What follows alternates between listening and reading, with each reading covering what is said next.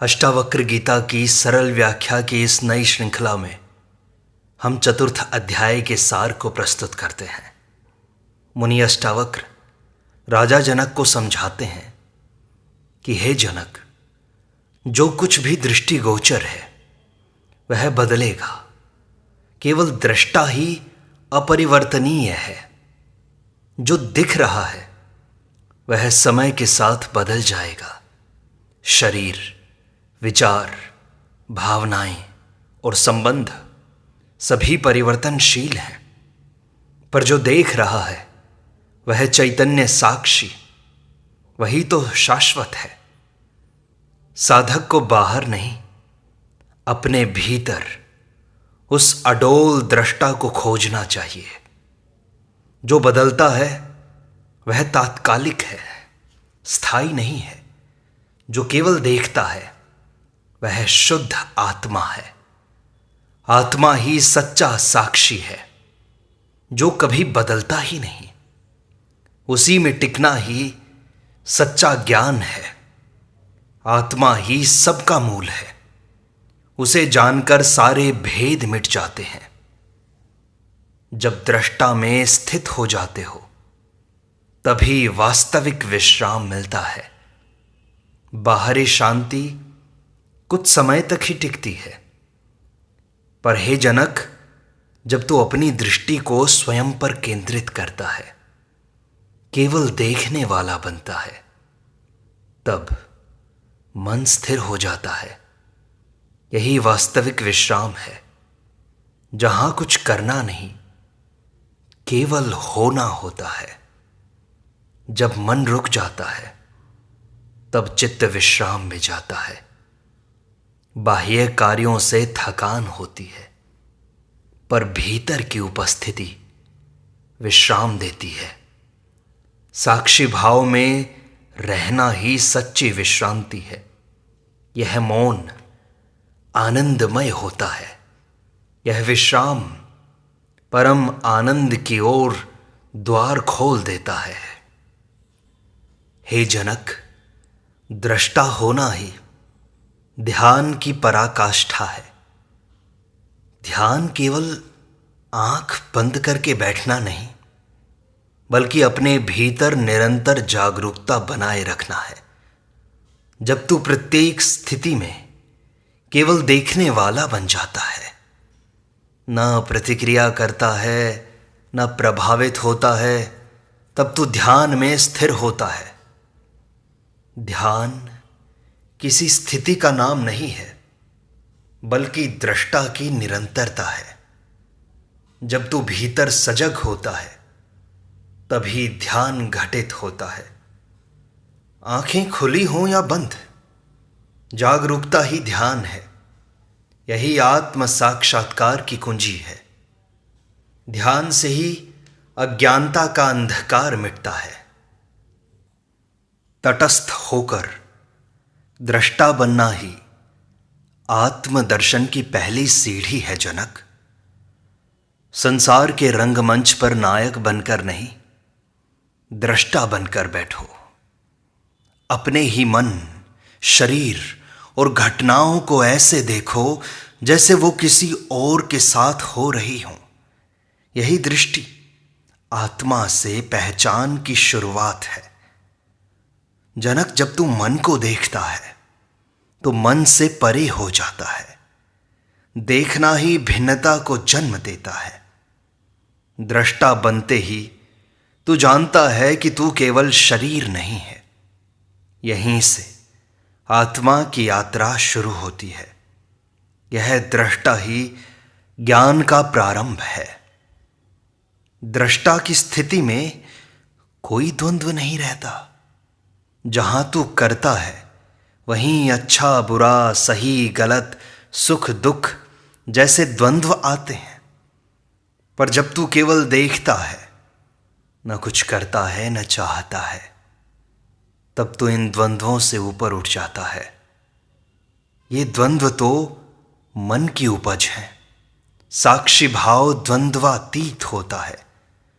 जब तू प्रतिक्रिया नहीं करता तब द्वंद्वों का कोई अस्तित्व नहीं रहता।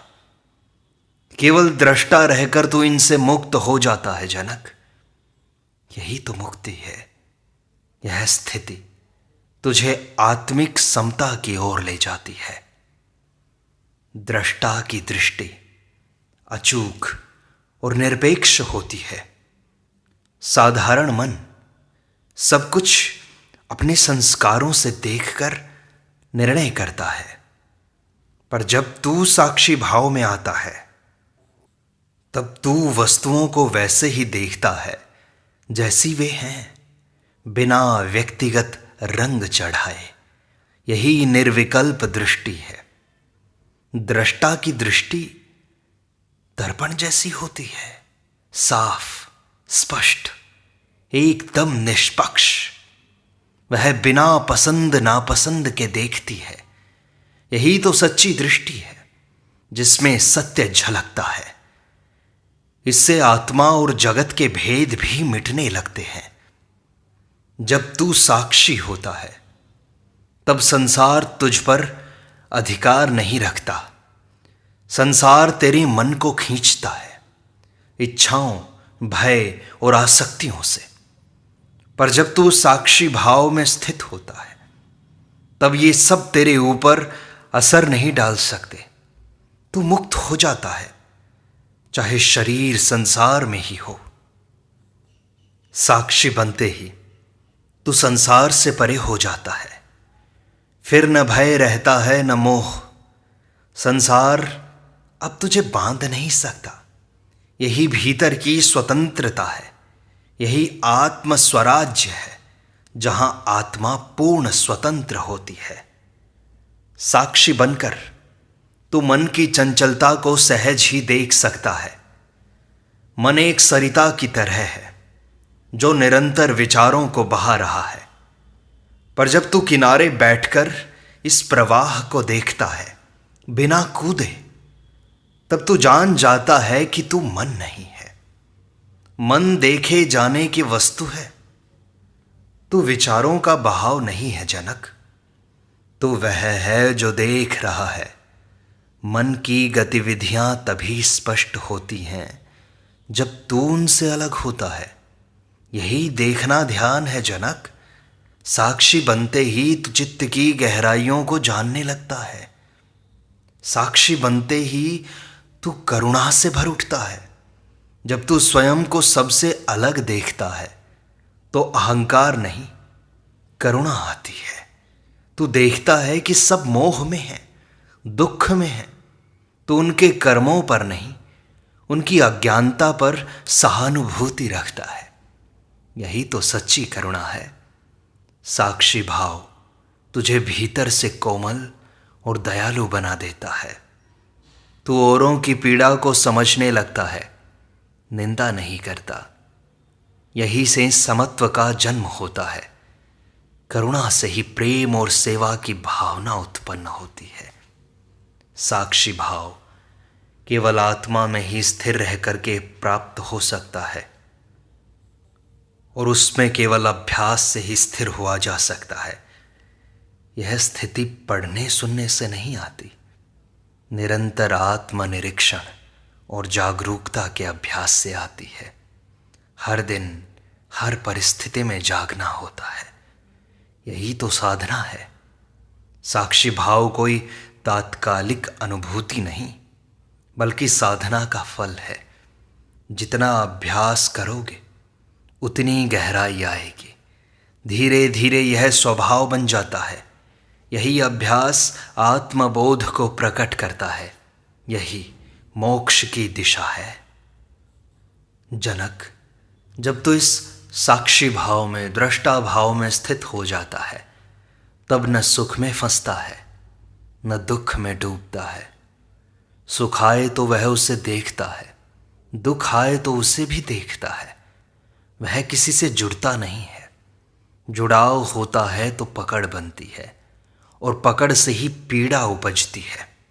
साक्षी भाव सब अनुभवों को आने जाने देता है। जब तू सुख दुख को समान रूप से देखता है तो उनसे तेरा संबंध समाप्त हो जाता है जनक। जो आए वह जाएगा, यह समझकर तू भीतर स्थित रहता है। यहीं से साक्षी भाव प्रबल होता है। जनक, दृष्टा की उपस्थिति ही उसकी सबसे बड़ी शक्ति है। वह कुछ करता नहीं है, पर उसकी उपस्थिति से ही चेतना फैलती है। वह कुछ कहता नहीं, पर उसका मौन स्वयं शिक्षा बन जाता है। ऐसी उपस्थिति दुर्लभ होती है। जिसने अपने को जान लिया, उसके पास कुछ कहने को शेष नहीं रहता। उसका होना ही पर्याप्त हो जाता है। उसकी दृष्टि ही दूसरों को बदल देती है। जो साक्षी बन गया, वह किसी भी भय में नहीं बंधता। भय वहाँ होता है जहाँ कुछ खोने की आशंका हो, पर दृष्टा जानता है कि वह न शरीर है, न मन, न संबंध। वह तो शुद्ध और शुद्ध चेतना है। इसलिए उसके पास खोने जैसा कुछ भी तो नहीं है। जब तू जानता है कि तू अजर अमर आत्मा है, तब मृत्यु तक तुझे डरा नहीं सकती। साक्षी भाव तुझे निर्भय बना देता है। दृष्टा को कुछ भी सिद्ध नहीं करना होता। जो भीतर स्थिर हो गया है, उसे किसी के सामने प्रमाण देने की आवश्यकता नहीं होती। वह न प्रशंसा से फूलता है, न निंदा से टूटता है। वह तो स्वयं में पूर्ण होता है। सत्य को किसी समर्थन की आवश्यकता नहीं। आत्मा जानती है कि वह पूर्ण है। उसे किसी और की स्वीकृति की दरकार नहीं। यह आत्मनिर्भरता की चरम अवस्था है। साक्षी भाव में हर कार्य सहजता से होता है। वह तो न तो करता है, न रोकता है। सब कुछ अपने आप होता जाता है। साक्षी केवल साक्षी बना रहता है और जीवन अपने आप व्यवस्थित होता है। जब तू हस्तक्षेप नहीं करता, तो जीवन की धारा स्वयं बहती है। यह सहज प्रवाह ही योग है। दृष्टा कुछ करता नहीं, फिर भी सब कुछ होता है। दृष्टा को समय का कोई बंधन नहीं रहता। उसके लिए न अतीत का मोह होता है, न भविष्य की चिंता। वह वर्तमान में स्थित होता है, हर क्षण जागरूक। यही क्षण वह द्वार बन जाता है ब्रह्म की ओर। अतीत स्मृति है, भविष्य कल्पना है। केवल वर्तमान ही यथार्थ है। साक्षी इसी वर्तमान में रमता है। वह हर क्षण को पूर्णता से जीता है। साक्षी की दृष्टि व्यक्ति को नहीं, चेतना को देखती है। वह किसी को शरीर या नाम से नहीं जानता। वह तो भीतर छिपी चेतना को पहचानता है। इसलिए उसका प्रेम सार्वभौमिक होता है। वह किसी से जुड़ता नहीं है, फिर भी सबसे जुड़ा रहता है। जब तू सब में एक ही आत्मा को देखता है, तब तेरा दृष्टिकोण ही बदल जाता है। अब तू भेद नहीं करता, सबको समान भाव से देखता है। यही अद्वैत है। दृष्टा का मौन सबसे उच्च भाषा होती है। वह शब्दों से नहीं, उपस्थिति से सिखाता है। उसकी मौन उपस्थिति ही शिष्यों को जागृत करती है। उसका मौन वाणी से अधिक प्रभावी होता है, क्योंकि शब्द सीमित होते हैं, पर मौन अनंत है। आत्मज्ञानी मौन में ही सबसे गहरी बातें प्रकट करता है। मौन ही परम ज्ञान का माध्यम बनता है। साक्षी होने से ही श्रद्धा उत्पन्न होती है, अंधविश्वास नहीं।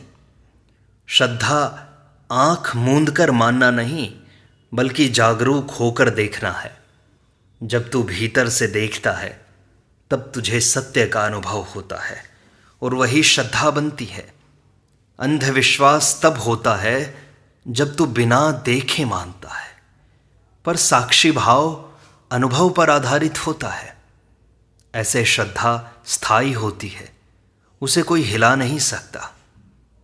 साक्षी बनकर ही तू भीतर की स्वतंत्रता को जान सकता है। बाहर की स्वतंत्रता वस्त्रों को बदलने जैसी है, पर भीतर की स्वतंत्रता तू तभी जानता है जब तू किसी भी विचार, भावना या पहचान से बंधा नहीं होता, यही वास्तविक मुक्ति है।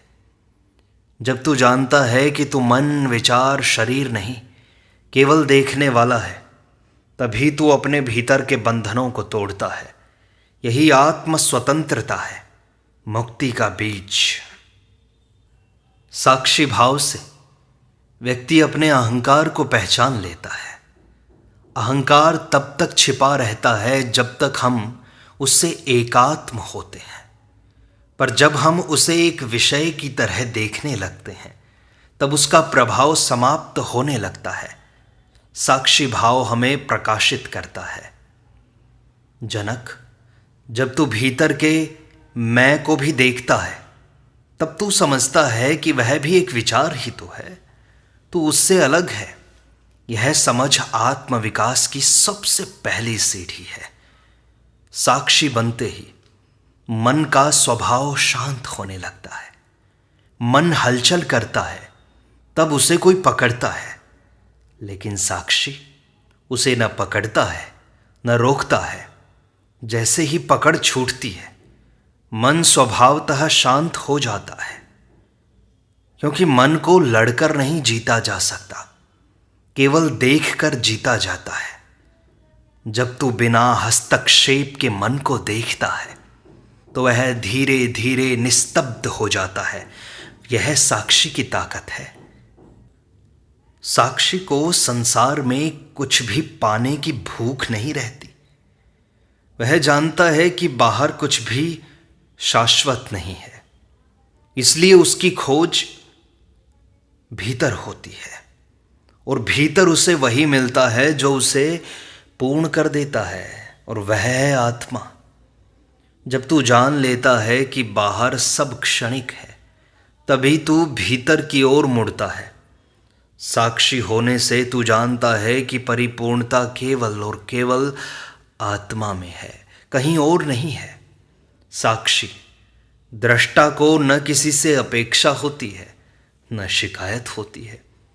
वह जानता है कि संसार जैसा है वैसा ही रहेगा, उसकी स्थिति स्वीकार की होती है।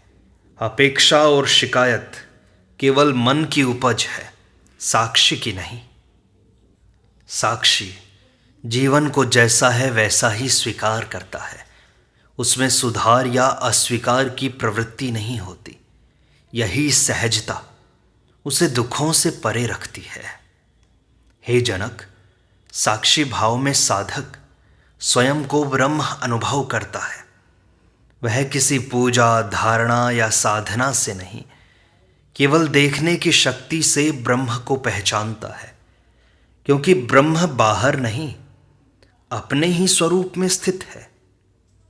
जब तू मन, इंद्रियां और शरीर से परे जाकर केवल और केवल देखता है, तो तू स्वयं ब्रह्म का अनुभव करता है। यह कोई कल्पना नहीं है, प्रत्यक्ष सत्य है। यह ज्ञान ही मुक्ति है। जो साक्षी होता है वह भीतर की गहराई को जानने लगता है। सामान्य व्यक्ति सतह पर ही जीता है, भावनाओं, विचारों और प्रतिक्रियाओं में, लेकिन साक्षी भाव उसे सतह से गहराई में ले जाता है, जहां केवल मौन और शांति है। हे जनक, जब तू भावनाओं से नहीं जुड़ता, तब तू उनके पार जा पाता है। यह पार जाना ही गहराई में उतरना है। वहां तुझे तू स्वयं का असली रूप दिखाई देता है। साक्षी बनकर व्यक्ति हर अनुभव को अमृत बना देता है। वह किसी भी अनुभव से बंधता नहीं, इसलिए वह उससे कुछ सीखता है। दुख आए तो उसे देखता है और वह उसका गुरु बन जाता है। सुख आए तो वह उसे भी पार कर जाता है। साक्षी की दृष्टि जीवन को एक साधना बना देती है। वह हर क्षण को, हर घटना को एक अवसर की तरह देखता है, आत्मा को और गहराई से जानने का। साक्षी दृष्टा के लिए कोई बाहरी साधन आवश्यक नहीं रहता। वह मंदिर, मूर्ति या विधि का सहारा नहीं लेता। क्योंकि वह जानता है कि ब्रह्म स्वयं उसके भीतर है। यह प्रत्यक्ष अनुभव उसे स्वतंत्र कर देता है। बाहरी साधन तभी तक सहायक होते हैं जब तक तू भीतर की यात्रा शुरू नहीं करता। एक बार जब तू साक्षी हो गया तो सब बाहर की वस्तुएं गौण हो जाती हैं। साक्षी भावना ही सच्चा ध्यान है। ध्यान कोई विशेष क्रिया नहीं है, यह तो एक दृष्टिकोण है। जब तू कुछ किए बिना केवल देखता है, वही सच्चा ध्यान है। इस ध्यान में तू और ब्रह्म एक हो जाते हो। ध्यान का अर्थ है निरंतर जागरूकता।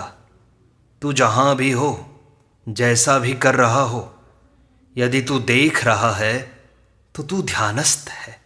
यही सहज ध्यान की पराकाष्ठा है। साक्षी भाव ही मुक्ति का सीधा मार्ग है। न कर्म, न पूजा, न तप, केवल निरंतर देखने की शक्ति तुझे आत्मा तक पहुंचाती है। साक्षी बनते ही तू संसार से ऊपर उठ जाता है। जो देख रहा है वह मुक्त है, जो बंधा है वह देख नहीं रहा, केवल जी रहा है। इसलिए साक्षी होना ही मोक्ष का प्रथम और अंतिम द्वार है।